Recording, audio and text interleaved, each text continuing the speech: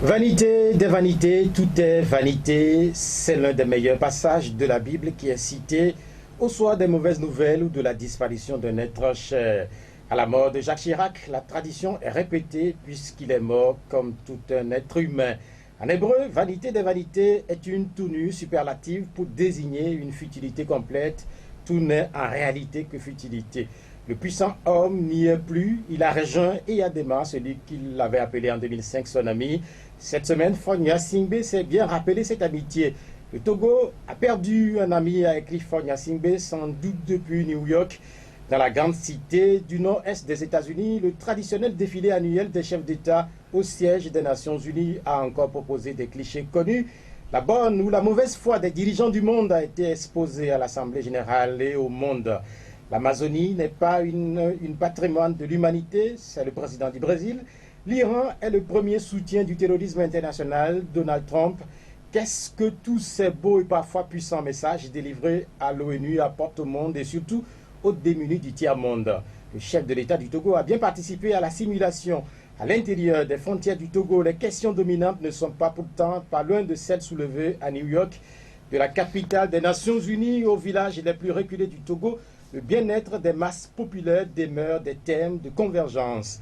Mais comment assurer le bien-être aux quelques millions de Togolais de Saint-Cassé à Lomé? Au thème de son troisième mandat, Fogna Singbe reste l'homme de la situation pour plusieurs de ses soutiens. Ces derniers n'hésitent pas à exhiber les derniers programmes du gouvernement. La CENI s'est elle mise en position pour organiser une nouvelle élection au Togo. En 2020, la présidentielle sera la troisième élection en 3 ans.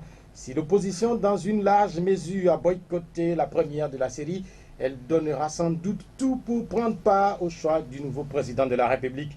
D'ailleurs, c'est le branle-bas dans les états-majors. On peaufine les stratégies, on fait des annonces, on s'entre-déchire même quand il le faut. Qui sera le prochain candidat déclaré? Très connu pour son combat pour une Afrique plus développée, l'ancien ministre togolais Kakonou Boupo vient de publier un nouvel ouvrage. Il vient aussi de dire qu'il compte servir son pays. L'homme qui fait mal, le franc CFA, sera-t-il candidat à la présidentielle?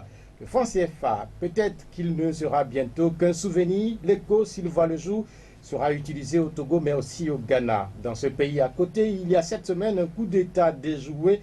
Doit-on en rire ou en pleurer? Mesdames, Messieurs, bonjour et merci de votre fidélité au D12 de Pyramide FM. Notre invité du jour est Éric Dupuis. Il est le conseiller de Jean-Pierre Fabre, le président de l'ANC, et chargé à la communication du même parti politique. Les numéros de l'émission sont 96 50 37 34 37 et puis 70 43 09 70. Vincent Las Bouga Koudoyo est à la mise en onde technique. Éric Dupuis, bonjour. Bonjour Monsieur Atiobé, bonjour Madame, bonjour Monsieur les auditeurs de Radio Pyramide. Je vous souhaite à tous un bon dimanche. Comment vous allez? Ça va bien.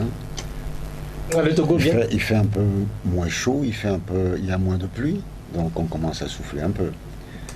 Le Togo vient donc de sortir des élections municipales. Certains de vos compagnons de lutte sont devenus des maires, certains sont devenus des agents au maire, ou d'autres tout simplement conseillers. Personnellement, vous, est-ce que vous avez été affecté par tout ce qui s'est passé autour de ces élections, puisque vous n'avez pas pu prendre part au scrutin? En effet, j'ai été écarté malheureusement de ce scrutin. Pourtant, je peux vous garantir que j'avais un projet solide pour le développement de ma commune de Golfe 2.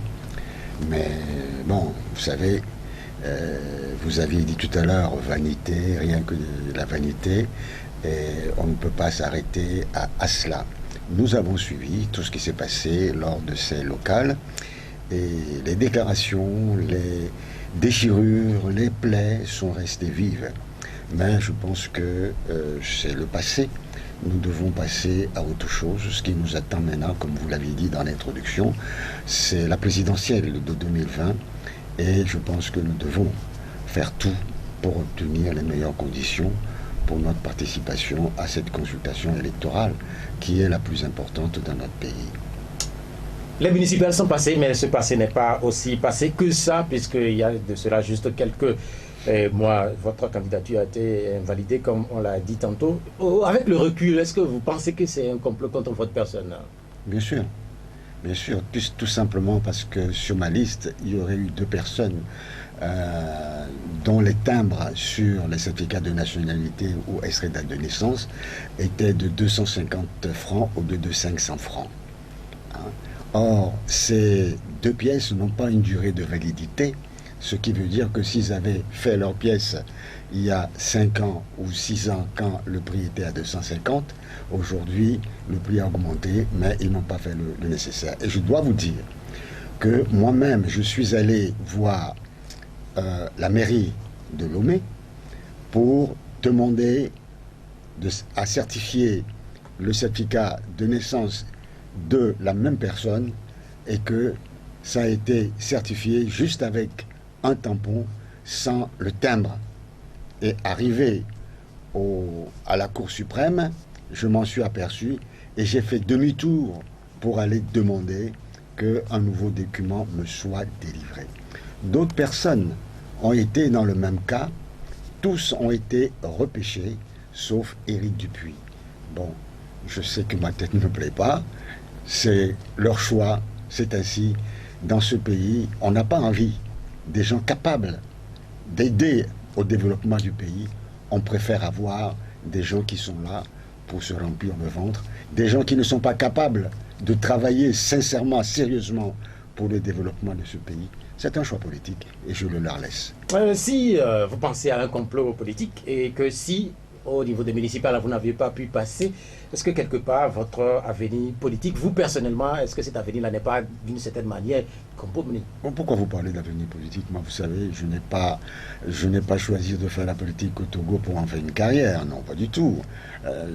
J'ai choisi de faire la politique pour aider mon pays, pour aider la jeunesse à connaître autre chose. Vous savez, j'ai connu le coup d'État de 63. J'étais déjà un enfant d'un certain âge. Et j'ai vu ce qui s'est passé, j'ai vu comment ce pays a sombré de jour en jour dans la situation dans laquelle il se trouve aujourd'hui. Tout ce que je souhaite, c'est que la jeunesse d'aujourd'hui ne se retrouve pas demain dans la même situation que nous avons connue depuis 63 jusqu'à aujourd'hui. Au sortir de ces élections-là, après une si longue crise que le Togo a traversée, le pouvoir a largement gagné ces élections municipales. Est-ce que, quelque part, on ne peut pas conclure enfin que nos communes vont connaître un début de développement, non, le relèvement de niveau de vie? Non, il ne faut pas confondre la décentralisation et la déconcentration. Ce qui s'est passé, c'est qu'aujourd'hui, le régime RPT UNIR détient la quasi-totalité des communes. Est-ce que c'est cela qu'on attendait de ces élections-là? Je dirais non. Ces élections, à mon avis, devaient permettre à tous les Togolais d'être représentés dans leur commune pour pouvoir travailler pour le développement des communes, le développement à la base. C'est la base même de la démocratie. Mais malheureusement, les fraudes aidant, la sous-inscription des électeurs sur les listes électorales ont permis au régime de tout simplement changer de nom à la place des présidents des délégations spéciales. Et aujourd'hui, on les appelle les maires, mais ce sont les mêmes et ils vont continuer à exercer leur activité de la même manière, sauf dans les communes où l'opposition a eu des mairies et quelques maires adjoints. C'est vrai que l'opposition a eu juste quelques mairies, comme vous l'avez dit. Mais au niveau de votre parti politique, si j'ai bien lu, vous avez à prendre des sanctions contre certains militants indélicats au sortir de ces élections municipales. Dans notre parti, nous avons eu 6 mairies et 5 vice-adjoints au maire au total. Il y a eu quelques problèmes pendant ces élections des maires et des maires adjoints. Effectivement, quand vous savez que certaines personnalités mises en cause sont membres du bureau national, membres du comité politique, nous avons tout intérêt à faire usage du règlement intérieur et des statuts de manière à ce que on n'aille pas dans tous les sens dans ce parti-là. Comme nous l'avons annoncé, des sanctions seront prises contre ces personnes conformément au règlement intérieur de notre parti. C'est tout à fait normal. Cela existe dans tous les pays, dans tous les partis politiques, puisque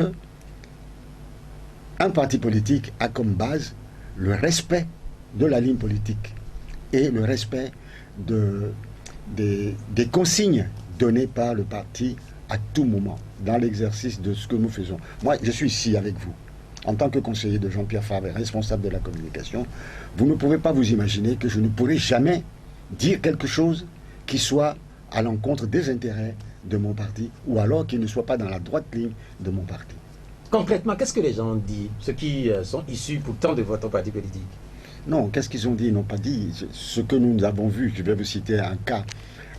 Par exemple, c'est le cas de celui qui a obtenu, avec sa liste, qui a obtenu 4 élus, face à nos adversaires RPT Unis, qui en avait 12, qui n'avaient même pas besoin de nos voix pour élire le maire et ses adjoints. Et nous nous sommes empressés pour apporter nos voix au RPT Unir, faisant de cette élection 100% des suffrages exprimés. Alors je dis que c'est un peu pousser le bouchon trop loin. Maintenant, le rôle de la commission ad hoc est d'une part de chercher à comprendre les raisons et les mobiles de ce soutien-là, et puis des sanctions suivront si besoin. Ça s'est passé où? Oh, je pense que vous le saurez, vous le savez. Non, mais en fait, moi, je pose la question. Non, il y en a plusieurs. Bon, je peux dire le cas que tout le monde connaît, c'est le cas de Golfe 3. Hein, on ne va pas faire un secret là-dessus, on en a assez largement parlé. D'ailleurs, la personne indexée est un ami personnel, et je peux vous dire que ça m'embête beaucoup.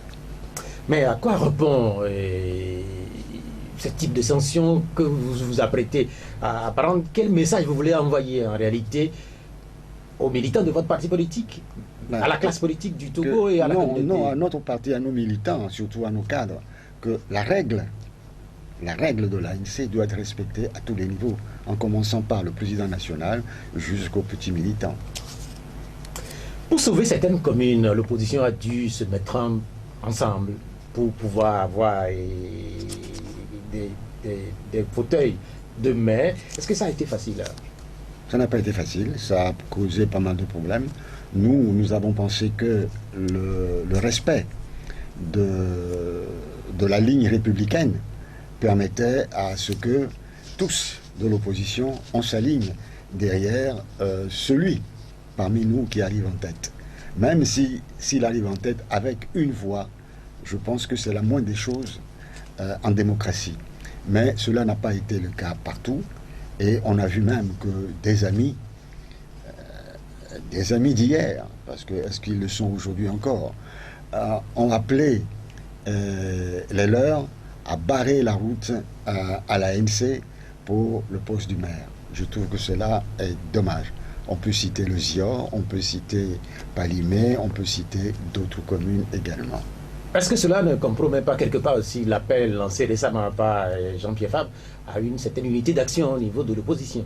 Vous savez, ce n'est pas d'aujourd'hui que Jean-Pierre Fabre appelle à l'unité d'action de l'opposition, mais j'ai l'impression que cela ne préoccupe pas tout le monde.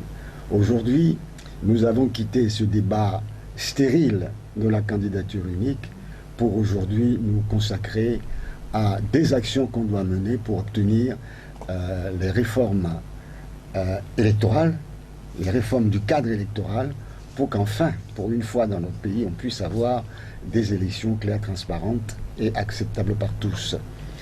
Mais malheureusement, bon, le chemin sera long. Vous savez, l'opposition togolaise a toujours œuvré ainsi.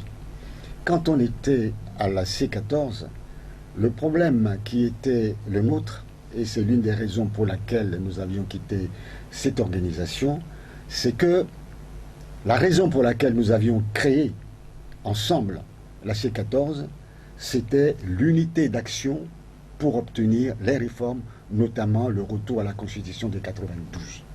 C'était ça. Et puis, chemin faisant, nous nous sommes rendus compte que on tendait à laisser tomber cette mobilisation nationale pour les réformes au profit d'accords politiques, d'accords électoraux. Et nous avons dit non. Nous sommes en train de changer d'objectif. Raison pour laquelle nous avons préféré nous retirer. Malheureusement, cela a continué et cela est allé jusqu'à des insultes, des insinuations, des médisances, des méchancetés, des contre-vérités. Et tout cela n'est pas nouveau. Et puis, je vais vous dire que dans ces comportements, parfois on se demande si nous sommes conscients nous-mêmes, responsables politiques de ce que nous faisons. Certains ont saisi le prélat Monseigneur Poudreau pour intervenir auprès de nous pour régler ce problème de candidature unique. Nous nous étions pliés à cela. Mais, à notre grande surprise, nous avons vu que le secrétaire de Monseigneur Poudreau, M. Marc Maudy, n'était autre que le conseiller chargé de la communication de la société civile et des questions de stratégie de la CPP, Convergence patriotique panafricaine. Et ce monsieur, pendant toutes les discussions, a toujours été présent aux côtés du prélat, intervenait dans les débats, donnait son avis, condamnait, insultait, derrière nous traitait, moi-même, de tous les noms, d'abord Jean-Pierre Fabre et moi-même de tous les noms. Est-ce que, la question que je me pose, est-ce qu'il nous viendra à l'idée, à l'opposition togolaise, d'aller confier l'arbitrage des problèmes internes à l'opposition à M. Boupessi ou à M. Bawara, puisque... Est-ce que Marc Maudy demeure à la CPP? Je peux vous dire qu'en 2013, il y était. Maintenant qu'il n'y est pas, quelles sont ses appartenances? Les bruits courts qu'il aurait été candidat sur la même liste en 2018. Pour l'instant, je ne l'ai pas encore vérifié, donc je ne veux pas m'avancer. Mais s'il a été ou pas, ce que nous savons, c'est que en 2013, il a bien été. Il a bien été, et c'est lui-même qui a donné son titre. Je l'ai entendu sur une vidéo sur YouTube, pas plus tard qu'hier, dans un débat avec Jean Kissy. Donc, on ne peut pas dire que je raconte des histoires. Maintenant... Oui, mais est-ce que quelque part, là, ce que vous dites, est-ce que vous ne rallongez pas un peu la liste de tout ce qu'on sait aujourd'hui, des querelles? Non, c'est tout simplement parce que je voudrais tout simplement dire que il faudrait que nous fassions attention, un peu plus attention, aux actes que nous posons. Et si nous ne le faisons pas, ça va être difficile de trouver des terrains d'entente demain. C'est tout. Je ne condamne personne. Mais je pose un problème qui est assez important. Vous savez, je n'ai aucun problème avec le CPP de M. Ekon. Voilà, aucun problème. En fait, la CPP de M. Ekon. Aucun problème. Mais pendant toute cette lutte pour le retour à la Constitution de 92, nous n'avons pas reçu de soutien de ce parti. Nous n'avons pas eu la présence de ce parti parmi nous. Donc je vois mal pourquoi son conseiller chargé de la société civile et des questions de stratégie puisse intervenir dans un débat qui ne le concerne pas. Bien, nous allons revenir sans doute sur les conditions des élections prochaines, puisque c'est cela aussi l'une de vos dernières préoccupations. Vous avez fait cas tantôt, mais parlons un peu de votre président Jean-Pierre Fabre, puisque depuis quelque temps il est devenu maire dans Golfe, c'est Golfe 4 ? Golfe 4, oui. Il est devenu maire dans Golfe 4. Comment est-ce qu'il se contente de ce fauteuil-là, puisqu'il a voulu être président de la République, pas 2 fois déjà, il était député à l'Assemblée nationale. Aujourd'hui, il est maire. Comment est-ce qu'il vit cette situation? Cher ami, votre question me surprend un peu. Quand on regarde bien ce qui se passe dans les démocraties européennes, Ils ont tous été maires, députés, avant d'être président de la République. Quand on prend tout à l'heure, vous avez parlé de Jacques Chirac. Jacques Chirac, en 65, si je ne m'abuse, a été conseiller municipal. Puis après, il a été maire de Paris. Entre-temps, il a été Premier ministre, ministre, avant de devenir président de la République en 2000 jusqu'en 2007. Non, jusqu'en 95 jusqu'en 2007, puisque d'abord il avait fait 7 ans et puis après 5 ans. Depuis quelques jours, il cristallise les attentions. On parle beaucoup de lui. Bah, vous savez, de qui? De Jean-Pierre Fabre? De Jean-Pierre Fabre. De Jean-Pierre Fabre. Bah, ce n'est pas depuis quelques jours, c'est depuis toujours. Non, pas depuis toujours. C'est depuis toujours. Mais il y a eu l'épisode Ticket. Vous savez, on dit chez nous que on ne lance des cailloux qu'aux fruits mûrs, aux mangues mûres, pour les faire tomber. Ce que je regrette dans ce débat stérile, c'est que nos adversaires RPT Unir nous prennent toujours de vitesse. Ils lancent une fausse information, des informations de dénigrement, d'insultes sur celui qu'ils estiment, que le RPT estime comme étant le vrai adversaire. Automatiquement, nous-mêmes, nous faisons un plongeon rapide là-dessus, on s'en saisit et on prend ça comme une vérité de la palisse. C'est malheureux. C'est vrai que nos populations sont inquiètes, sont malheureuses de voir que l'alternance tant souhaitée n'arrive pas. Il suffit qu'on leur donne quelques messages totalement fausses, montés de toutes pièces, pour salir un des responsables politiques en pointe, pour que tout le monde tombe dedans. Mais quelle est la dernière fausse information fabriquée autour de Jean-Pierre Fabre? Qu'il aurait rencontré le Premier ministre pour négocier des postes de mairie. Et ça vient même de nos propres rangs. C'est malheureux. Oui, c'est vrai qu'on a écouté cela. Et comment est-ce que c'est possible? Ce n'est pas possible. Jean-Pierre Fabre s'en a expliqué lors de la dernière conférence de presse. Ce n'est pas possible, ce n'est pas sérieux. C'est totalement incohérent, dans la mesure où, si vous voyez dans les 6 communes que l'ANC dirige aujourd'hui, il n'y a aucun maire adjoint du RPT Unir. Donc le RPT Unir aurait négocié à ses propres dépens, je ne le crois pas. Je disais tantôt qu'on parle beaucoup de votre président et je crois avoir lu également qu'il entend reconstruire le grand marché de Lomé, si j'ai bien lu. Mais c'est dans son rôle. Vous savez, le rôle d'un maire, c'est la construction des marchés, des écoles primaires, ainsi de suite. Et la construction des marchés est une responsabilité, l'une des responsabilités particulières du maire, de construire les marchés et d'en percevoir comment vous appelez ça, les redevances. Mais quand on connaît l'histoire de ce grand marché de Lomé, cette histoire qui est liée également à celle du marché de Kara, et dit aujourd'hui qu'on va construire le grand marché de Lomé seul, est-ce que c'est pas un peu prétentieux? Je ne sais pas si vous suivez l'actualité, M. Atioubé, mais il m'a semblé que le gouvernement, le cabinet du Premier ministre a déjà lancé des appels d'offres pour la construction du marché et a même prévu, je crois, hier ou avant-hier, d'aller faire visiter le site. Donc c'est le gouvernement qui va reconstruire alors? De quel droit? Puisque actuellement, il y a un maire qui est élu et ce maire est censé sur les marchés. Je ne vois pas en quoi le Premier ministre ou son cabinet puisse se substituer à un maire régulièrement élu. C'est toujours le même problème au Togo. C'est-à-dire que personne ne respecte la loi. On fait la loi, on fait des lois pour faire joli, pour faire bien. Les premiers qui les violent, ce sont les dirigeants de ce pays. Est-ce que là, on ne va pas commencer par assister à un début de conflit de compétences entre un maire et les autorités du gouvernement? Si le gouvernement le veut ainsi, je pense que tous les maires élus ont l'obligation de s'y opposer. S'il veut construire le grand marché de Lomé, alors qu'en même temps le gouvernement vient de lancer un appel pour ce grand marché de Lomé, comment est-ce qu'il va procéder? Monsieur Atioubé, vous êtes élu maire.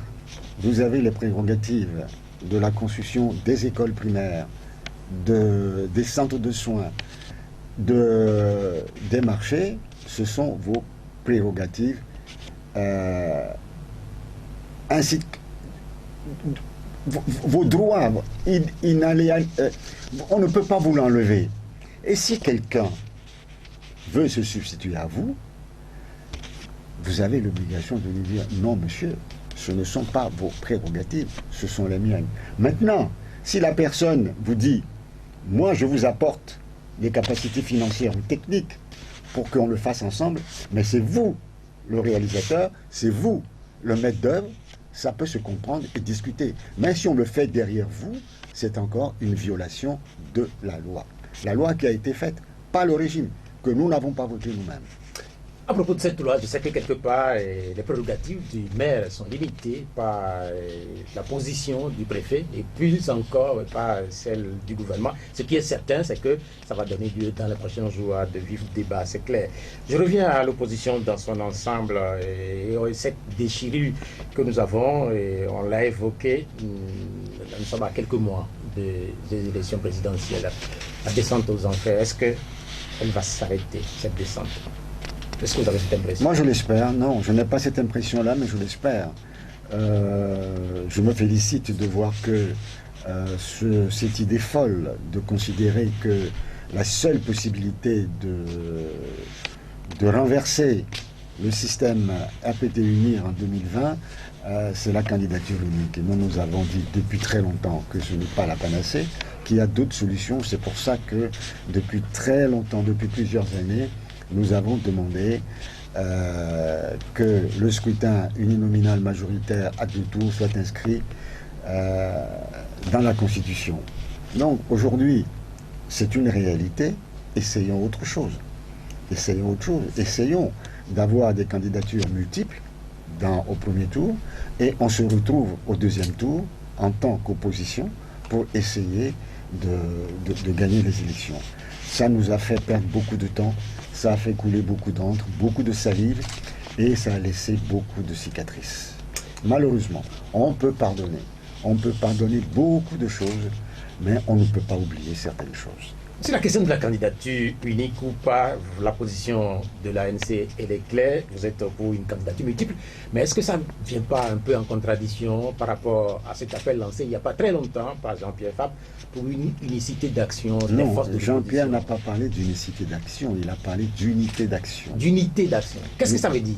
Unité d'action, c'est qu'on se mette ensemble pour mener des actions, pour obtenir un cadre électoral propre, sérieux, équitable, républicain, démocratique, pour que pour une fois, depuis l'assassinat de Sylvanus Olympio, nous puissions avoir au Togo un chef d'État régulièrement élu par les populations togolaises. Est-ce que cet appel, est-ce qu'il n'est pas déjà enterré? Non, parce que quand je lis les déclarations de certains chefs de parti, je retrouve une ouverture de leur part. Je lisais, je ne veux pas citer de nom, des déclarations où ils disent « Nous sommes ouverts à des actions communes avec tout parti politique ». Ce n'est pas un parti, ce n'est pas deux, ce n'est pas trois qui l'ont dit la semaine dernière. Face à tout ce qui se vit au niveau de l'opposition, est-ce que quelque part c'est la faute aux opposants ou c'est le pouvoir qui manœuvre? Les deux, je vous l'ai dit tout à l'heure. Un, le pouvoir manœuvre, utilise des moyens les plus bas possibles, avec des dénigrements, des insultes, des montages grossiers pour discréditer certains responsables des partis politiques en vue. Et malheureusement, nos populations, nous-mêmes partis politiques, nous rentrons dedans tête baissée, sans faire l'analyse préalable pour dire est-ce que c'est vrai? Est-ce que ça ne vient pas du laboratoire RPT UNIR? Non, et ça c'est la première chose. La deuxième chose, nous-mêmes, nous sommes minés par une jalousie chronique qui voudrait que le meilleur d'entre nous ne soit pas le premier. C'est triste. Quand on voit que quelqu'un est en train d'émerger, on fait tout pour le ramener le plus bas possible. Et ça, c'est humain, je dirais, c'est humain. Mais malheureusement, c'est typiquement togolais et je le déplore énormément. Vous avez l'impression que le meilleur d'entre vous, c'est Jean-Pierre Fabre? Dans tous les domaines, tout à l'heure, vous avez parlé du professeur Numbupo, Kako Numbupo, c'est le meilleur d'entre nous en ce qui concerne ses vues sur le franc CFA, sur la monnaie. Donc il faut féliciter chacun dans son domaine. Mais que fait maintenant pour que Jean-Pierre Fabre soit accepté? Ouais. Parce que visiblement, vous le sentez, vous parlez de jalousie, ça veut dire que quelque part, il n'est pas accepté par tout le monde. Cela l'a toujours été. À la veille de chaque élection, que ce soit en 2010, que ce soit en 2015, c'est le même scénario. Il n'y a rien de nouveau sous le soleil togolais. Il n'y a rien de nouveau. Vous êtes journaliste, donc vous êtes un acteur, un observateur de la vie politique de notre pays. Et si vous regardez vos bandes de la période précédente les élections présidentielles de 2010 et de 2015, vous aurez les mêmes messages. Et vous avez certainement posé les mêmes questions aux acteurs politiques de l'époque. Je ne voudrais pas vous le dire de cette façon, mais là, quand vous dites qu'il n'y a rien de nouveau sous le soleil au Togo, est-ce que cela présage qu'il n'y aura rien de nouveau en 2020? J'espère que le Togo va faire un sursaut d'orgueil pour que on n'aille pas vers les 70 ans de règne ininterrompu de la famille Nsibé. Quand on parle des difficultés au niveau de l'opposition, je ne sais pas si vous avez lu la dernière lettre du parti politique envoyée à la C14. Vous l'avez lu? Je l'ai lu, oui, avec beaucoup d'attention. Oui. Qu'est-ce que cela vous inspire? C'est son droit à aimer Gougué et son parti de dire, bon, on suspend nos participations à la C14. C'est leur droit. Maintenant, vous me citez la lettre de l'ADI. La conclusion de cette lettre, c'est l'ouverture aux autres partis politiques pour trouver une solution pour les réformes électorales. Donc, vous voyez, la conclusion de sa lettre rejoint un peu la proposition que fait Jean-Pierre Fabre. Oui, Jean-Pierre Fabre, c'est vrai que il a écrit au chef de l'État, n'est-ce pas? Il a écrit au chef de l'État et il a souhaité dans sa lettre qu'il instruise le chef du gouvernement pour qu'il y ait une discussion afin de trouver une solution pour le cadre électoral. Il a parlé de la CENI, de la recomposition de la CENI, le fichier électoral, c'est-à-dire il demande l'enrôlement, un nouvel enrôlement des populations togolaises, parce qu'on estime que ce qui s'est passé en 2018 et en 2019 n'a pas permis aux Togolais de s'inscrire massivement sur les listes électorales. Il a déjà répondu ou pas? Non, à ma connaissance, non. Pas encore.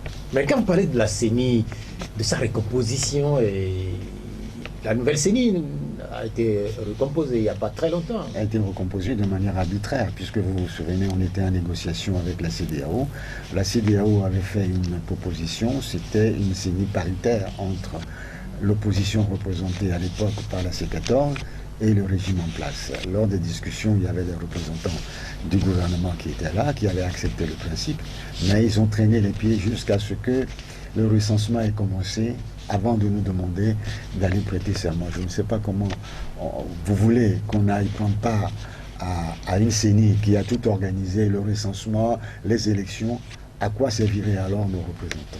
C'est pour cette raison-là que nous avons décidé de ne pas y aller. Aujourd'hui, après les locales, si vous totalisez les voix et les nombres de conseillers municipaux obtenus par l'ensemble de l'opposition, elle est de l'opposition extra-parlementaire, vous verrez qu'elle dépasse de 3 fois de 2 ou 3 fois ce que l'opposition parlementaire a obtenu. Donc, les populations togolaises ont démontré que la vraie opposition, ce n'est pas celle qui se trouve à l'Assemblée nationale, mais celle qui est considérée comme une opposition extra-parlementaire. Il faut tenir compte de cela pour la réorganisation de la CENI. Votre demande au niveau de la ANC pour un dialogue nouveau, pour certains, c'est une demande de trop. Ce n'est pas un dialogue nouveau. On a demandé, quand on parle de dialogue, on demande des discussions. Ça peut avoir n'importe quelle forme. Il faut savoir que le dialogue que nous avions initié, et nous avions voulu qu'on discute directement avec le gouvernement a transféré cela d'abord au président ghanéen qui a fait un très bon travail, et puis après associé au président guinéen, et bon, petit à petit, tout cela est parti à volo, et nous disons que ce dialogue avec la CEDEAO n'a pas abouti. Donc, il y a des éléments qu'il faut revoir en vue de la prochaine consultation électorale, je veux dire la présidentielle. Oui, en fait, c'est là où ça devient compliqué. Si vous avez eu la CEDEAO avec Nana Akufo-Addo et Alpha Condé et que des solutions n'ont pas pu être trouvées et acceptées par l'opposition, notamment en ce qui concerne la CENI, le fichier électoral, comment est-ce que vous allez procéder actuellement, aujourd'hui que la CEDEAO a pris bagage? Monsieur Atiogbe, souvenez-vous, quand on était allé à Conakry, j'y étais. C'est le président guinéen lui-même qui nous a dit que le principe de la parité était acquis au sein de la CENI et que le président de la CENI serait une personnalité étrangère, que cela aussi était acquis. On revient à Lomé, une semaine après, on se retrouve, et toutes ces décisions, tout ce qu'on vous avait dit à Conakry, n'existait plus. Alors on se dit, mais on nous amène où? Et c'est là où on a dit non. Ce n'est pas nous qui avons demandé au président de nous dire cela. Ce n'est pas nous qui avons demandé qu'il nous dise qu'il y aura un président étranger pour présider la CENI. C'est lui-même spontanément qui l'a dit. Bon, à partir de ce moment-là, on a des doutes et on a fait ce qu'il fallait faire. Et moi, je ne le regrette pas. Je trouve que c'est tout à fait normal parce que sinon, la situation aurait été plus grave. Non, non, sincèrement, est-ce que cette période, cette parenthèse, est-ce qu'elle n'est pas close? Mais elle est close. Elle est close. C'est pour cette raison-là que nous ne demandons pas à la CEDEAO de revenir au Togo pour entreprendre son travail là où il a laissé, mais nous demandons au gouvernement d'ouvrir une discussion pour régler ce problème spécifique qui est celui des élections. Ça concerne tous les Togolais. La transparence des élections, c'est le nœud du problème. Depuis des années, qu'il y ait un candidat, 2 candidats, 3 candidats, 20 candidats, ce n'est pas le problème. Le problème principal au Togo, c'est la fraude. C'est ça qui entraîne des centaines et des milliers de morts. En 2005, c'est la fraude qui a entraîné des morts, des destructions de biens. Tout ça là, c'est la fraude. Arrêtons. Là. Quand vous avez mal quelque part, le médecin ne va pas soigner le fait que vous ayez de la fièvre. Il faut qu'il trouve les raisons de votre mal et qu'il vous soigne directement à la base. Est-ce que c'est le palu? Est-ce que c'est une crise de ceci ou cela? Je ne suis pas médecin. Aujourd'hui, la recomposition de la CENI que vous réclamez, comment est-ce que vous l'envisagez? Comment est-ce que vous l'entrevoyez? Pour l'instant, moi, je demande, comme le président national Jean-Pierre Fabre l'a fait, qu'une discussion soit ouverte. Lors des discussions, on dira quelles sont nos propositions. Tout ce que nous demandons, c'est qu'il faut que l'opposition extra-parlementaire soit mieux représentée au sein de la CENI, puisque les Togolais, à travers leur vote lors des locales, ont dit clairement que l'opposition réelle togolaise, c'est celle qui est appelée extra-parlementaire et non celle qui est à l'Assemblée nationale. Ce que vous venez de mettre dans cette nouvelle lettre, est-ce que ce sont des préalables? Pourquoi vous parlez de préalable? On a fait une lettre très correcte, très polie. Non, mais je pose la question parce que... Les préalables à quoi? On n'en est pas là. Oui, mais il se peut que le pouvoir ne réponde pas à votre lettre. Il se peut aussi qu'il y ait une mobilisation générale et qu'on reprenne la rue comme avant. Malgré la loi Boupessi, qui est d'ailleurs globalement rejetée par l'ONU. Donc, wait and see. Non, sincèrement, Éric Dupuis, est-ce que vous avez l'impression que les Togolais sont encore prêts à redescendre dans les rues comme ils l'ont fait il y a 2 ans? J'en suis persuadé. Est-ce que vous n'avez pas peur d'être déçus? Non. Parce que les dernières manifestations, les toutes dernières que... Pour ceux qui ont peur, si parce qu'on a peur d'être déçus, on ne fait rien, arrêtons de faire la politique. Parce que les toutes dernières que vous aviez organisées, les toutes dernières n'ont pas montré de grands signes de mobilisation, notamment à Lomé. Bien sûr, quand vous organisez une manifestation, que derrière vous l'annulez, vous le reportez 2 ou 3 fois, vous-même vous démobilisez les gens. C'est tout. Quand vous dites aux gens, on va faire ceci tel jour, les gens s'apprêtent, les gens arrêtent leur travail, ne vont pas au marché, s'apprêtent à venir grossir les rangs, et vous leur dites non, il y a un des nôtres qui a une toux de travers, il va falloir repousser de 2 jours. On repousse de 3 jours, 4 jours, 1 semaine. Après on dit on recommence. Ah, les autres disent à tel endroit on ne veut pas aller, il vaut mieux aller à l'autre endroit. On discute pendant 1 semaine, on reporte. Ça, c'est très démobilisateur. Et s'il y a eu une baisse de la mobilisation, c'est de notre faute. D'abord, premièrement, en arrêtant la mobilisation, sur instruction, à la demande de la CEDEAO, il y a certains parmi nous qui ont œuvré pour ça, on ne va pas revenir là-dessus. Et puis, voilà, nous avons gaspillé, je parle de toute l'opposition, ce crédit de confiance que le peuple togolais avait mis en nous en ce moment-là. Et je le regrette amèrement. Au moment où vous faites vos nouvelles réclamations, notamment concernant la CENI a lancé l'organisation de la prochaine élection présidentielle. Est-ce que ce n'est pas une réponse déjà à votre demande? Je ne sais pas, je ne suis pas à la CENI, mais c'est toujours la technique de la CENI, c'est de dire, on va y demander des réformes, on accélère le mouvement pour tout préparer, et quand on arrivera au bout, on a fait le recensement, on a fait les bulletins de vote, on a tout préparé, les urnes sont prêtes, les kits sont prêts, maintenant venez nous rejoindre à la CENI. C'est ce qui s'est passé en 2018. Donc il n'y a rien de nouveau sous le ciel togolais. Justement, vous l'avez dit, il n'y a rien de nouveau sous le soleil. Cela suppose que votre lettre que vous avez envoyée au chef de l'État, cela suppose peut-être qu'il n'y aura pas de réponse, que la CENI va continuer son travail et qu'au final, les candidats de l'opposition vont s'aligner, aller compétir et qu'on aura des résultats en 2020. Et pourquoi il n'y aurait pas un sursaut du peuple togolais et que ce que vous dites ne soit pas une réalité?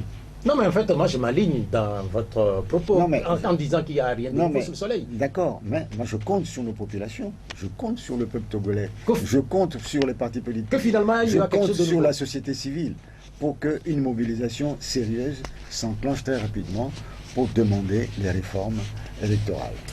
Vous nous écoutez sur Pyramide FM 105.5. Nous venons de passer 45 minutes avec notre invité. C'est Éric Dupuis, il est le conseiller du président national de l'Alliance nationale pour le changement ANC.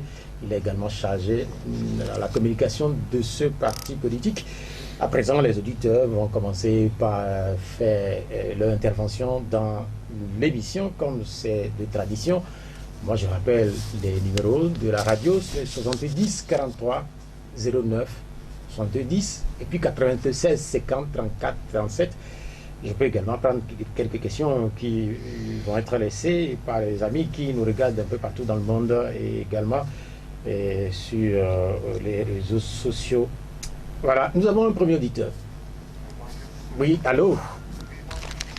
Oui, on vous appelle comment? Allô? Oui, allez-y pour votre question. Oui, l'invité vous écoute. Bonjour, monsieur Kodjo. Oui, pour que l'opposition gagne les élections prochaines, il va falloir que la population sorte pour aller voter. Surtout les fiefs dites de l'opposition. Si on prend le nord et on descend jusqu'à Blita, le nombre d'inscrits, par exemple, s'il y a 500 inscrits dans un bureau de vote, au nord, on voit que pratiquement 490 personnes sortent pour aller voter, alors que dans le chef de l'opposition, quand on suit les locales passées, moi-même j'étais dans un centre de vol, on a écrit 500 inscrits, à peine 120, 90 personnes sortent pour aller voter. Est-ce qu'avec ça, l'opposition peut remporter la présidentielle? Comment est-ce que l'opposition peut sortir pour convaincre ces gens qui ne sortent pas pour aller voter? Parce que Mais on a compris, cher ami. Vous posez là la question de la remobilisation des populations. Oui, c'est ça. Ok. Merci beaucoup, Monsieur Kodjo. Vous touchez le problème, un problème très très important, un problème qui nous préoccupe au premier chef. C'est vrai ce que vous dites. Mais, je l'ai dit tout à l'heure, ceci est fait à dessein. Vous vous rappelez, cette année, quand on a rallongé de 3 jours les inscriptions, moi j'habite Noukafou et j'étais allé m'inscrire à l'école Mpati qui est derrière chez moi. J'ai mis près de 4 heures pour pouvoir m'inscrire. Et quand j'étais dans la salle, à 16 heures, ils m'ont dit qu'ils ne pouvaient plus, ils arrêtaient les inscriptions et qu'il fallait que je revienne le lendemain. J'ai pris mon téléphone, j'ai commencé à appeler les journalistes pour organiser un point de presse sur le site. C'est en ce moment-là que ils ont jugé, enfin, ils ont compris enfin qu'il fallait tout faire pour me délivrer ma carte. Et j'ai quitté là-bas à 17 heures. Je vous dis que j'y étais de 13 heures à 17 heures. Imaginez un seul instant que, en enregistrant une personne toutes les 4 heures, combien ils auraient pu enregistrer dans une journée et en 3 jours. Et votre analyse est bonne. Votre analyse est exacte. Il faudrait qu'on œuvre de manière à ce que, non seulement qu'ils reprennent le recensement de manière sérieuse et équitable sur toute l'étendue du territoire national, et il faudrait surtout que toutes les populations togolaises, et surtout celles de l'opposition, se mobilisent massivement pour aller s'inscrire. Bien, merci. Nous avons une question laissée par Gunther Kodjoanator. Et si ces réformes ne sont pas opérées, l'ANC ira-t-elle ou non à la prochaine élection présidentielle? J'espère qu'elles sont opérées. Bien, merci. Le deuxième auditeur. Allô? Allô, bonjour. Oui, votre nom? Monsieur Tossou. Allô? Oui, votre nom? Monsieur Tossou. Tossou, vous êtes en Monsieur direct de votre Tossou. question. Oui, je crois que... Bonjour, monsieur Eric. Bonjour, Monsieur Tossou. Je crois que vous n'avez pas répondu à sa question. Il dit que ceux qui sont arrivés à s'inscrire, à nommer dans le fief burundien, dans le fief de l'opposition, le jour du vote, ils ne sortent pas.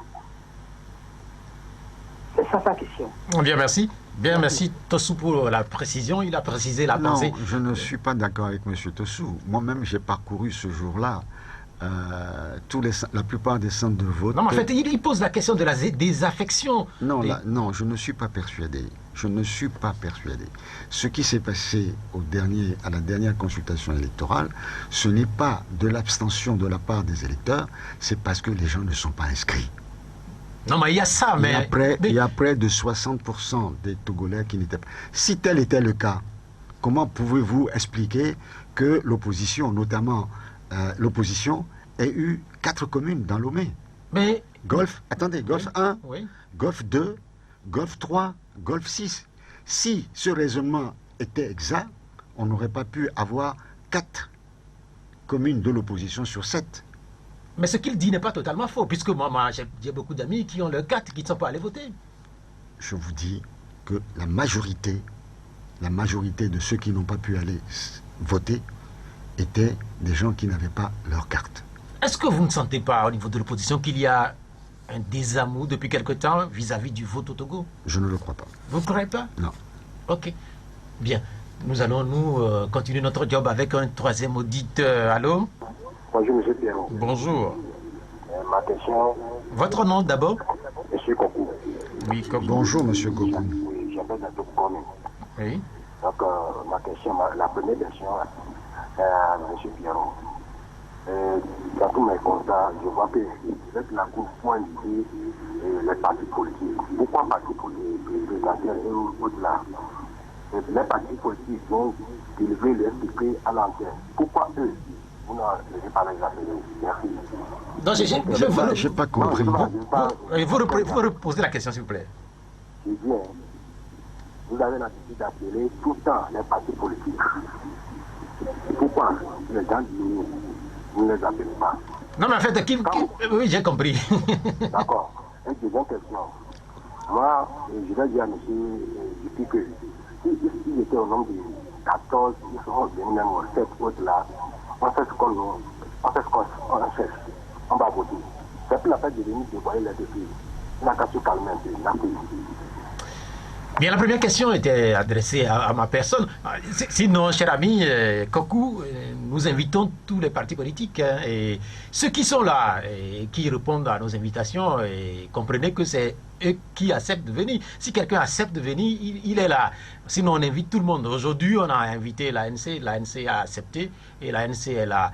Et vous me parlez du parti politique uni, et vous allez constater quand même que, à part Pyramide, presque sur tous les médias, et il n'y a pas d'intervention sur des émissions de longue durée des représentants du parti au pouvoir. Donc, ce n'est pas que au niveau de Pyramide ou que au niveau de Pierrot Achiogbe, il n'y a pas d'effort qui est fait dans ce sens pour inviter les membres du gouvernement et du parti au pouvoir.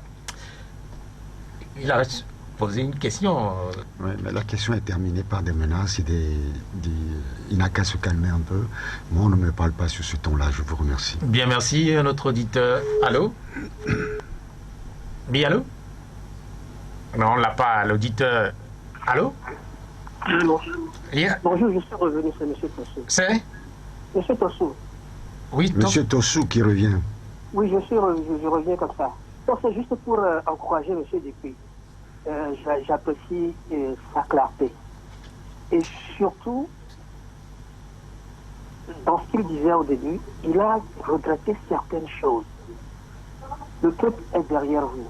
Ce qui vous reste maintenant à faire, c'est essayer de remobiliser les gens. C'est tout ce qui vous reste à faire.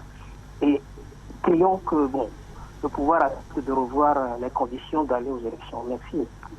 Bien, merci. Il y a une question qui est laissée par Atavime. C'est une question laissée sur notre page Facebook. Il parle de Pascal Bodjona et de Akila Essoboko. Que pensez-vous de ces deux acteurs politiques depuis un temps qui ont tenté de revenir, mais qui ont eu des difficultés? Je ne sais pas s'ils ont tenté de revenir et qu'ils ont eu des difficultés. Je sais que... Ils ont tenté. Je sais que mon ami Pascal Bodjona... C'est votre ami? Moi, je suis ami avec tous les Togolais. Même avec Fogna Silvé? Je ne le connais pas. Je ne le connais pas. Et lors des discussions, j'ai rencontré M. Boupessi. On a discuté en tant que Togolais. Donc, quand je rencontre M. Bahora, je lui parle poliment, on discute. Donc, on n'est pas des ennemis. Adversaires politiques, mais en aucun cas on est des ennemis. Donc monsieur Pascal Bodjona, je le connais, quand il était en prison, on s'est battu pour sa libération. Mais je n'ai pas compris le fait que sa candidature, tout comme la mienne, ait été rejetée par la Cour suprême. Ce n'est pas comme cela qu'on règle un problème politique. On n'utilise pas la justice pour régler les problèmes politiques. Qu'on laisse M. Pascal Bodjona, qu'on laisse M. Bokor venir et s'exprimer. Ce sont des Togolais comme tout autre. Pourquoi essayer tout le temps d'éliminer ce qui poserait problème au régime? Moi, je ne le comprends pas.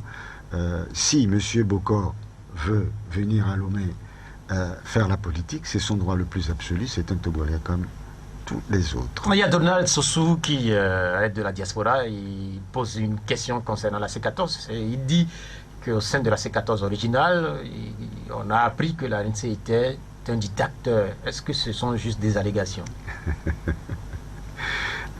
Moi, j'ai représenté mon parti à la C14 pendant de longues années.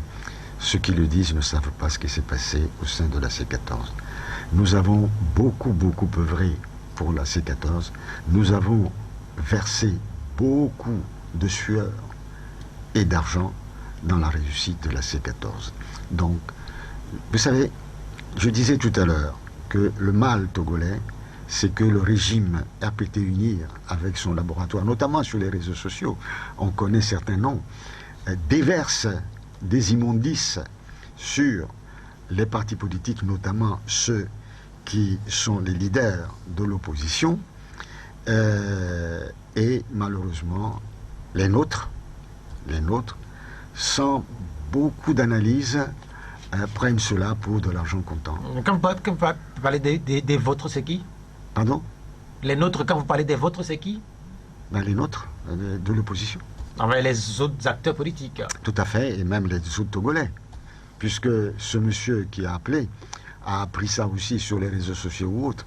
Des immondices comme ça, il y en a plein tous les jours déversés, notamment sur les réseaux sociaux, par ceux que nous connaissons, hein, qui sont des activistes du RPT UNIR. Après Kokou, nous avons quel auditeur en ligne? Allô? Oui, c'est Kodjo qui revient. Bah, mais en fait, là, il y a un ping-pong finalement. Il y a Kodjo, il y a Kokou, il y a Tosu qui revient. Oui, allez-y. Oui, et je voudrais dire à M. Eric Dupuis, c'est depuis 2010 que moi j'ai commencé par voter. Ce que j'ai vu le 30 juin, je suis sûr que M. Antoine est d'accord avec moi. Les gens ne sont pas allés voter. Pourquoi vous ne voulez pas reconnaître ça? Quand on vous pose des questions, c'est pour que quand vous sortez d'ici, vous réfléchissez de comment faire pour nous mobiliser. Ce qui est passé le 36 juin passé, tout le monde a vu, mais j'ai comme l'impression que vous ne voulez pas reconnaître les faits. Bien, merci. On va retourner à la parole une nouvelle fois. Monsieur Kodjo, c'est votre vérité, c'est la mienne aussi. Pourquoi voulez-vous que la vôtre soit la parole de bon Dieu? Moi, je n'étais pas candidat dans Golfe 2. J'ai appelé à voter pour le pasteur Edo Komi, mais pendant toute la journée, j'ai circulé dans tous les bureaux de vote. Je dois vous dire une chose, hein, que je suis président de la fédération ANC dans ce qu'on appelait avant Lomé arrondissement 2A, et aujourd'hui, curieusement, ce deuxième arrondissement que nous avions appelé A, ça, c'est exactement la commune des Janaoué, la commune de Golfe 2. Donc je connais parfaitement, ça part de Noukafou, ça va jusqu'à Kégué, jusqu'à un peu plus loin, et je connais tous les centres de vote. Et j'ai discuté avec des gens. Je suis allé au marché. J'ai mobilisé des gens pour que les gens aillent voter massivement pour le pasteur Edo Komi. Et nombreux sont ceux qui me disent, nous, on aurait bien voulu y aller, mais nous n'avons pas nos cartes d'électeurs, parce qu'ils nous ont empêchés d'avoir nos cartes. Je ne dis pas que ce que vous dites est faux, mais respectez ce que je dis aussi, qui est certainement une part de vérité, sinon une part importante de vérité. Mais dans cette histoire, dans l'analyse que nous faisons. Dans cette histoire de carte d'électeur, vous semblez rejeter tout le tort sur le pouvoir. Quelque part, est-ce que vous n'avez pas tort de le dire de cette façon? Puisque on connaît l'histoire. Non, mais pourquoi on connaît l'histoire des cartes d'électeurs. Pourquoi voulez-vous que j'ai tort? De dire la vérité, on a tort? C'est ma vérité, j'ai dit. C'est votre vérité, mais... Peut-être pas la vôtre, oui, mais c'est la mienne. Dans l'histoire des cartes. Parce que moi, j'ai expérimenté ce que je dis. Et je peux démontrer ce que je dis. Je suis d'accord avec vous. Mais dans l'histoire des cartes. J'ai présidé, au lendemain des élections, j'ai présidé une commission au sein de l'ANC. On a travaillé jusqu'à 2h, 3h du matin tous les jours pour collecter toutes les informations venant des bureaux de vote. Ça corrobore avec ce que je dis. Maintenant, s'il y a d'autres personnes qui ont d'autres sources d'informations, mais c'est très bien, on les prend, on les accueille, on les analyse, mais je ne peux pas dire devant les Togolais sur cette antenne-là que dire que en juin dernier, le piètre résultat de l'opposition est dû à l'abstention ou le désamour des populations pour les élections. Je ne peux pas le dire. Comprenez-le, je ne peux pas le dire parce que ce n'est pas vrai. À mon avis, ce n'est pas vrai. Oui, mais ma question, que je reprécise, dans l'histoire de l'établissement au nord des cartes au Togolais, l'opposition a joué aussi un rôle. Vous semblez l'ignorer. C'est-à-dire qu'à un moment donné, vous avez appelé les Togolais à ne pas aller se faire établir les cartes. Je vous l'ai expliqué tout à l'heure. Je sais pas, je vous l'ai expliqué tout à l'heure qu'on était au lendemain des négociations qu'on avait avec la CEDEAO. Et que ce que la CEDEAO nous avait promis, ils n'en ont pas tenu compte. Et que tout était prêt, le recensement était quasiment terminé, les fichiers, les bulletins de vote étaient déjà commandés, et on en avait même des exemplaires de bulletins de vote qui nous parvenaient. C'est en ce moment-là seulement qu'on nous dit, demain, vous allez aller prêter serment pour rejoindre la CENI. Mais on a été clair, on a dit non. On a dit, si vous voulez qu'on ne prenne part aux élections. Vous savez, celui qui a perdu beaucoup dans ce choix, c'est l'ANC. Puisque aujourd'hui, on a 0 député à l'Assemblée nationale, et à l'époque, on en avait 18. Donc, respectez quand même ce sacrifice que l'ANC a consenti pour qu'il y ait une cohésion au sein de l'opposition. Il y a pour beaucoup de gens, pour beaucoup d'observateurs, c'est les conséquences que nous sommes en train de vivre, les conséquences de cet appel à ne pas aller se faire établir les cartes. C'est comme ça que... Nous les assumons, mais ce que je dis, c'est que la rallonge de 3 jours a été préparée de manière à ce que les Togolais ne puissent pas se faire enrôler massivement. Et je le regrette. Un autre auditeur, allô? Allô. Bonjour. Bonjour, monsieur Pierrot. Oui, c'est... C'est monsieur Kokou. Ah, ce Kokou-là, il est de la gauche, je connais sa voix. Mais allez-y. Je salue monsieur Eric Dupuis. Bonjour, monsieur Kokou. Monsieur Eric Dupuis, j'ai fait un constat que je vais détailler et vous allez me dire votre appréciation sur ce constat-là. Ce que je constate dans le pays, parmi tous les partis politiques, l'ANC est un parti que je constate que c'est sorti, toutes ces activités donnent du problème dans le pays. Beaucoup de partis sont sortis dans la C14, ils n'ont pas écrit qu'ils sont sortis, ils ont dit qu'ils ont suspendu, ça n'a pas fait débat. L'ANC est sorti là, écrit clairement, et ça a fait débat. On a fait les réformes, on a violé la Constitution, personne n'a parlé. La société civile, tout le monde, on n'a pas parlé. L'ANC a fait une conférence de presse pour dire ce qui a été fait, qu'on a violé la Constitution. C'est là qu'on a trouvé à faire le débat que l'ANC n'a pas la prérogative de saisir la Cour constitutionnelle sur ce que l'Assemblée a fait. Qu'est-ce que l'ANC a fait et que tout le monde, jusqu'à ce que même, je peux dire que la presse a pour ligne éditoriale, certaines presses ont pour ligne éditoriale l'ANC. Qu'est-ce qui se passe? C'est ma première question. Secondo, sur les élections locales, j'ai constaté que on a fait, je ne sais pas, on a amené Monseigneur Pogba aussi dans cette histoire pour dire que l'ANC est diable et comment. Maintenant, l'ANC est sorti. On veut que l'ANC retourne, on veut que le diable retourne encore dans la maison. Pour faire quoi? Qu'est-ce qu'on veut au Togo? Au lieu de parler de la transparence des élections, on dit que c'est candidat unique. Si on n'a pas candidat unique, le pouvoir a gagné d'avance. Est-ce que c'est ça le problème que le peuple togolais a? Ok, merci Kokou pour votre intervention. Oui, je vous remercie, M. Kokou, pour votre analyse, qui est une bonne analyse, mais j'aurais du mal à vous répondre, puisque moi-même, je me pose la question. Vous avez cité Adi, on peut citer les positions de divers partis politiques, comme le parti des Togolais de M. Olympio, ainsi de suite, qui sont également sortis de la C14, sans qu'il n'ait été traité de Judas ou de ceci ou de cela. Malheureusement, c'est ainsi. Et je disais tout à l'heure à M. Atioubé que j'ai le sentiment que c'est le régime RPT. Il est dans son rôle qui lance le mot d'ordre pour attaquer Jean-Pierre Fabre et la ANC, et tout le monde suit gaillardement sans avoir un minimum d'esprit critique. C'est malheureux, c'est dommage, mais c'est comme ça. Mais je ferai quand même un petit mais.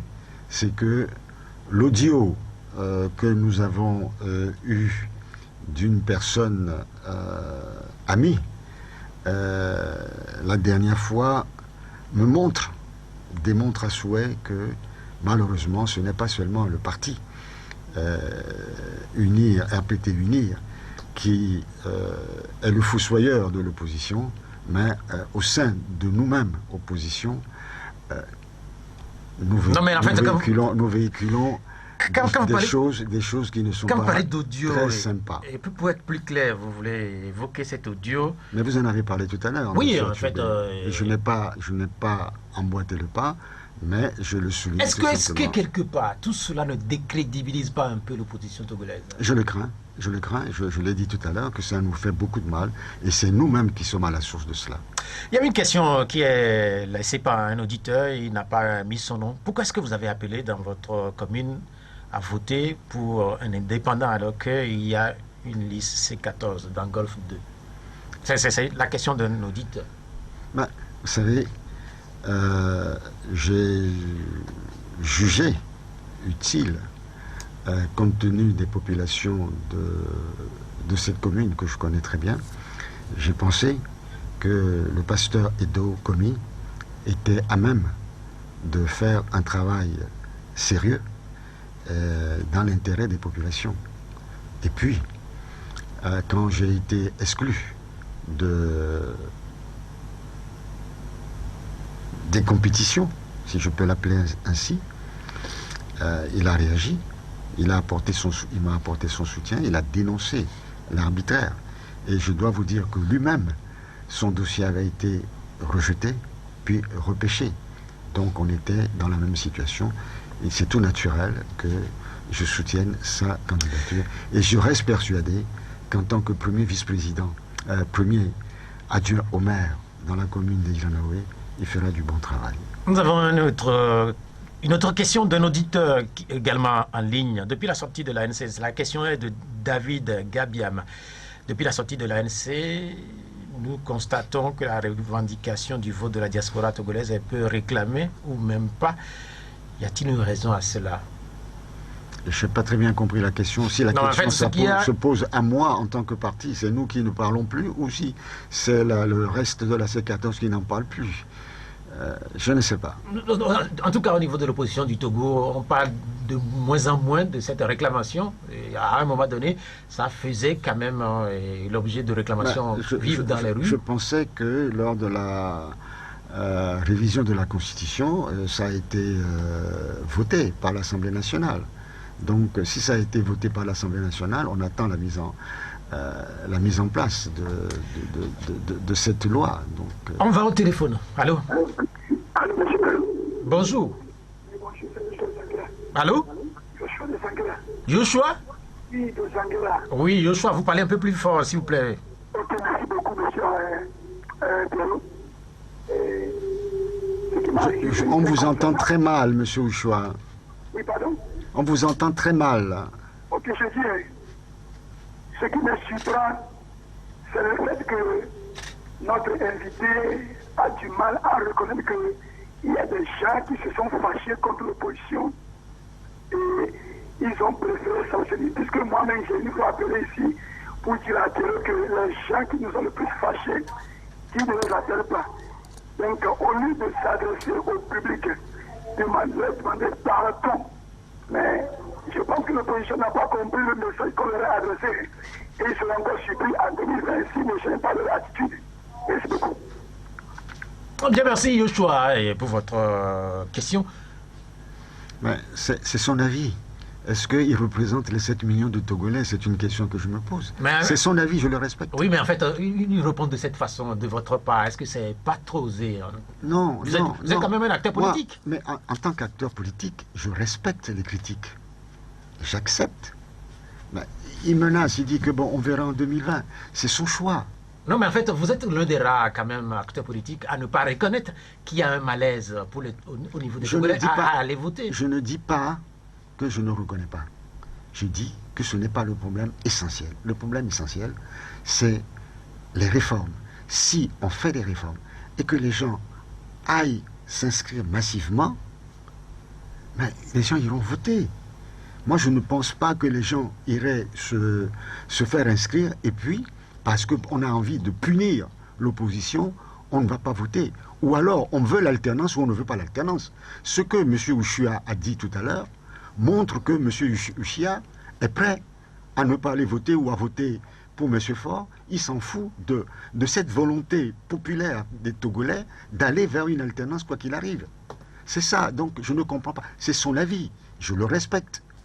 Il y a une question qui est également laissée par Ekoué Sativi depuis Bruxelles. C'est de nous raconter une journée du chargé à la communication que vous êtes. Pardon? De nous raconter votre journée en tant que chargé à la communication.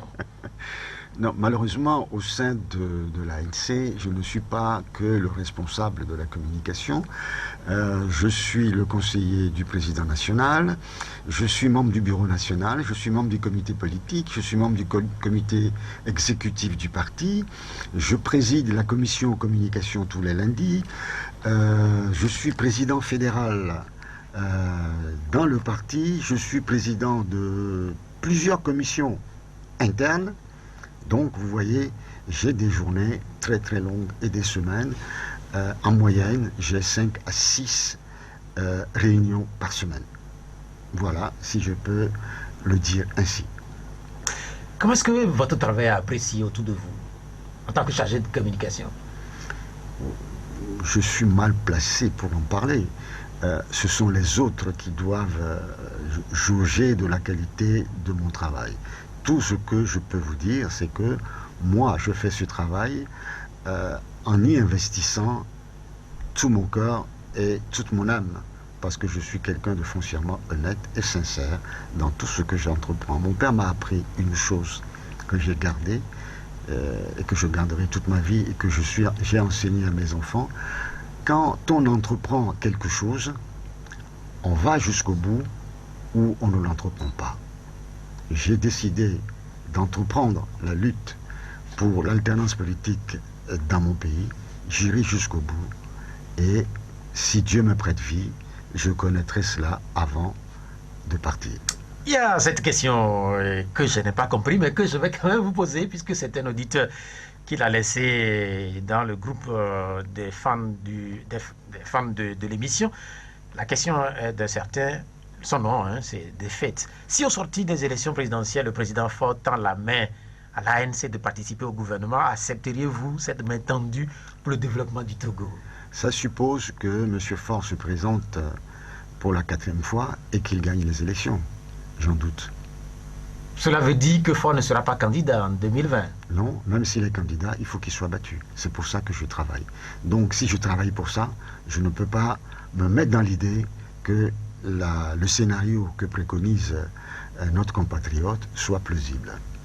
Il y a un moment dans ce pays, il n'y a pas très longtemps, la candidature de Faure Gnassingbé, sa participation à une prochaine élection était débattue avec force, et notamment dans les rues. On en parle de moins en moins. Est-ce que c'est une question qui est réglée? Non, ce n'est pas une question qui est réglée, c'est tout simplement parce que la mobilisation a été tuée dans l'œuf, d'une part par le régime et puis par nous-mêmes. C'est la mobilisation qui permet d'affirmer cela et d'exiger certaines choses. Dans le monde entier, c'est la rue qui parle.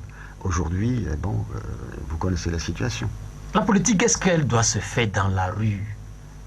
Partout dans le monde, ça se fait dans la rue. Partout? C'est dans votre constitution, vous avez le droit. Non, mais en fait, quand vous dites que partout dans le monde, la politique se fait dans la rue, là, en fait, je suis surpris, là. Regardez ce qui se passe en France, les gilets jaunes. Ça fait combien de mois que ça dure? Non, mais en fait, ça peut se faire dans la rue, mais vous ne pouvez pas dire que ça se fait dans la rue. Non, mais qu'est-ce qui se passe en France avec les gilets jaunes? Et pourtant, la France est une grande démocratie. Oui.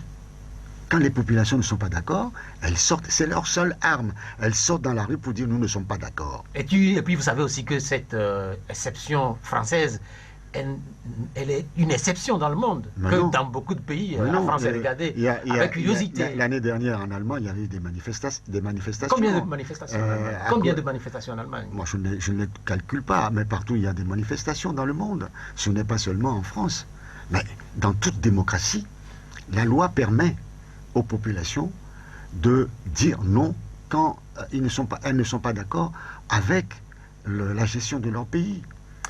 Un autre auditeur. Nous allons, après Joshua, insérer un autre auditeur. Allô? Allô, bonjour, monsieur Pierrot. Bonjour. C'est Mionouko d'Arapamé.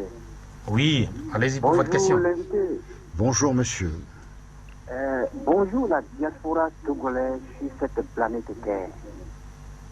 Je leur demande pardon par cette occasion que n'importe où ils vont croiser M. Macron, il faut qu'il dise de libérer ce pays. Nous sommes fatigués. Nous sommes fatigués. Le Togo est baillé à la France. Par qui? À quel délai? Bon, ce qu'il avait dit, qu'il n'en aura pas, le statu quo, c'est resté où? Je demande pardon à la diaspora togolaise de nous sauver. Nous sommes fatigués. Bien, merci Mionouko pour votre intervention. Est-ce que c'est à la France? Est-ce que c'est à Macron? Je suis très troublé par l'appel pathétique de notre compatriote. Mais je suis désolé de dire que même si c'est vrai ce qu'il dit, que la France nous empêche d'aller de l'avant vers la démocratie, je pense que c'est nous-mêmes qui devons nous battre pour obtenir l'alternance politique. La France est un grand pays, un pays démocratique, comme j'ai eu à le dire tout à l'heure. Si nous-mêmes, nous ne donnons pas une piètre image de la lutte que nous faisons, en nous déchirant nous-mêmes, en nous insultant, en inventant des choses sur les uns et les autres, et qu'ensemble on se battait pour que les choses avancent dans ce pays, la France soutiendrait l'opposition. Mais on ne fait pas montre de sérieux dans nos débats, dans nos conduites, et quand vous ne démontrez pas le sérieux qu'il faut pour cette lutte-là, les autres ne peuvent pas vous soutenir. C'est ma façon. Si la France ne vous soutient pas parce que la France constate qu'il n'y a pas trop de sérieux autour de vous et que l'élection présidentielle est dans quelques mois, est-ce que les jeux ne sont pas faits? Nous disons qu'il faut maintenant que nous nous battions, nous Togolais, pour obtenir la transparence de ces élections-là, condition sine qua non pour qu'il y ait l'alternance politique en 2020. Nous allons prendre deux questions qui sont laissées par des amis en ligne. La question, en fait, le nom, oui, il est difficile à prononcer, mais c'est de vous demander quel est votre regard sur Alpha Condé et Alassane Ouattara. Le premier a été médiateur au Togo et vous savez que dans son pays, il y a une actualité liée à la modification de la Constitution.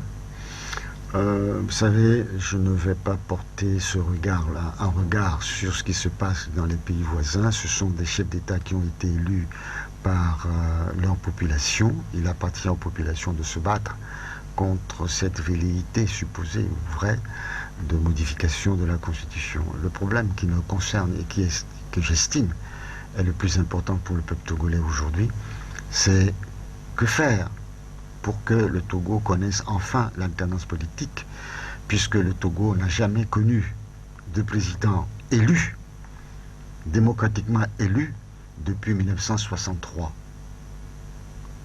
Et je ne veux pas croire que le régime RPT-UNIR perdure avec à sa tête soit M. Faure Gnassingbé ou dans quelques centaines d'années, les descendants de la famille Gnassingbé. Nous ne sommes pas dans un royaume ou dans une monarchie ou autre. Il faut que l'alternance politique arrive, que tout un chacun, vous, M. Atiobé, comme moi ou comme d'autres, puisse avoir l'ambition pour ce pays, ou que nos enfants aient de l'ambition pour ce pays. C'est ce que je souhaite de tout mon cœur. La deuxième question que je vais prendre dans le groupe des amis de l'émission, c'est quel est votre rapport ou le rapport que votre parti entretient avec l'armée? La question est de Atavimiel. Vous posez une question bien difficile à laquelle je ne saurais répondre. Et j'ajouterai que si l'ANC, en tant que parti politique de l'opposition, avec une quelconque relation avec l'armée ou les cadres de l'armée, je ne viendrai pas vous en parler ici. Parce que l'armée est censée être apolitique, est censée être républicaine, donc doit être disposée à servir sous tous les régimes civils. Donc, aller négocier quoi que ce soit avec l'armée serait reconnaître que c'est l'armée qui choisit ceux qui dirigent ce pays. Nous savons que c'est vrai au Togo, mais est-ce que nous avons besoin nous-mêmes d'enfoncer le clou? C'est une question que je pose. Mais dans certains milieux, il se dit que vous faites peur à certains de l'armée. Ça, ce sont les vues d'esprit. Je vous ai dit que je ne vous dirai pas si j'en avais l'information, si les officiers avaient peur de l'UFC ou pas. Je ne pourrais pas vous répondre à ces questions, qui sont des questions que je qualifierais un peu de tendancieuses. Votre parti politique sera en congrès bientôt. C'est les 17 et 18, n'est-ce pas? Le 18 et le 19. 18 et 19 à Lomé. À Lomé, à Nyekonakwe, là où nous avons fait le dernier congrès, c'est-à-dire chez les protestants, l'église protestante. Voilà. Est-ce que c'est pour investir Jean-Pierre Fabre comme candidat à la prochaine élection? Si vous avez regardé un peu le communiqué, c'est le deuxième congrès ordinaire de notre parti. Dans le statut de notre parti, nous avons les congrès ordinaires qui sont à période régulière. La première, c'était en 2010, lors de la constitution de notre parti. Et là, c'est le deuxième congrès que nous faisons. Entre-temps, nous avons fait un congrès extraordinaire. C'était en 2014. Donc, voilà. Lors de ce congrès, nous allons débattre de beaucoup de choses. Nous avons actuellement 100 fédérations au Togo, 3 fédérations à l'international, Amérique, Europe, Asie et Afrique. Nous allons réunir tout ce monde-là pour d'abord réfléchir sur l'évolution de nos statuts, sur l'évolution de notre règlement intérieur, sur la gouvernance de notre parti depuis sa création jusqu'à aujourd'hui, sur le fonctionnement de nos organes, l'organe supérieur, à savoir le bureau national, le comité politique, les fédérations. Est-ce que les bureaux fédéraux, les 100 fonctionnent normalement, les sections, les sous-sections? Puis, pourquoi pas, puisque nous sommes à la veille des élections, les congressistes décideront certainement, en âme et conscience, qui parmi nous juge capable de prendre le flambeau de l'ANC pour la prochaine élection présidentielle. Bien sûr, le candidat naturel est le président du parti, comme dans tous les partis politiques. Mais il était déjà candidat une première fois, une deuxième fois, une troisième fois, et très souvent dans nos pays on dit jamais 203. Est-ce que la troisième fois va être la bonne? Vous savez, François Mitterrand a été candidat, je crois, 3 fois, troisième fois c'était la bonne. Je crois Jacques Chirac aussi, troisième fois, je crois. Donc vous savez, on ne sait jamais. Et je souhaite vivement que ça soit la bonne. Est-ce que vous avez cette impression-là? Est-ce que vous avez cette impression que... Pas pour seulement Jean-Pierre Fabre, mais pour le Togo. Il y a cette question de Daniel Badagbon Zogbé. C'est une question qui va également, qui concerne la présidentielle. Est-ce que l'ANC ira à cette élection, quelles que soient les conditions? Je ne sais pas ce qu'il appelle quelles que soient les conditions. Et puis, vous savez, cette question-là, on a l'impression que nous sommes un peu des perroquets, on répète toujours la même chose, on pose toujours la même question. Et non, mais en fait, on ne se fait pas. Est-ce que vous n'insultez pas là? Je n'insulte pas. On pose toujours la même question. Si vous savez combien de fois on m'a posé cette question depuis des années, mais ça devient difficile à répondre. Moi, je ne sais pas. Je ne sais pas. Et puis, de toute manière, la stratégie d'un parti politique ne se fait pas au micro d'une radio ni dans la rue, en répondant à certaines personnes. Oui, mais en fait, puisque vous êtes acteur politique, vous êtes là. Tant que vous êtes là, est-ce que vous n'êtes pas obligé de répondre à des questions des Togolais, tant qu'ils ne sont pas satisfaits, tant qu'ils n'ont pas de réponse? Mais vous croyez que ma réponse va satisfaire M. Badamon? Non, mais moi, je ne sais pas, il pose la question. Non, mais est-ce que vous croyez Je que ne ma sais pas. réponse value ça? Non, alors, vous savez, moi, Mais je sais. sous forme de blague, quand on rentrait en studio, je vous disais que dans cet milieu, on estime que vous êtes un radical, vous, Éric Dupuis. Est-ce que c'est ceux qui pensent ça, est-ce qu'ils se trompent? Je ne sais pas ce qu'on appelle le radicalisme politique. Moi, je suis quelqu'un de très doux, de très gentil, de très ouvert. Nombreux sont ceux qui connaissent ma maison et qui viennent régulièrement me voir. Je ne suis pas distant, je suis quelqu'un de très tempéré.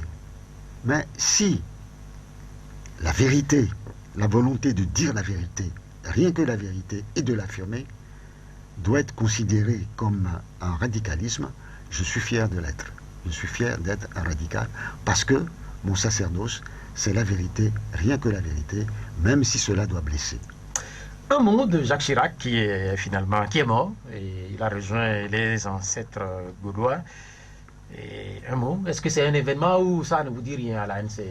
Oh, dire que c'est un événement, dire que ça ne nous dit rien, non. Monsieur Jacques Chirac a été un homme politique français, d'envergure. C'est quelqu'un qui a été, comme je vous l'ai dit tout à l'heure, maire, avant cela conseiller municipal. Il a été, dites-vous, élu 9 fois en tant que député à l'Assemblée nationale. 9 fois. Il a été Premier ministre, puis il a été président de la République. Donc, pour le peuple français, c'était un grand homme. Je ne le connais pas personnellement. J'étais en France quand il a été élu président, jusqu'à ce qu'il ait quitté le pouvoir. Mais je voudrais mettre à son crédit celui qui a modifié la Constitution en réduisant le mandat présidentiel de 7 à 5. C'est un ami du Togo. C'était en 2000. Et en 2002, quand il a renouvelé son mandat, il se l'est appliqué immédiatement et il avait fait 7 ans plus 5 ans. Déjà ça, il faut le saluer. Moi, ce que je voudrais dire, monsieur Achiobé, c'est que en attendant d'analyser sa politique africaine, on reviendra là-dessus, le moment venu.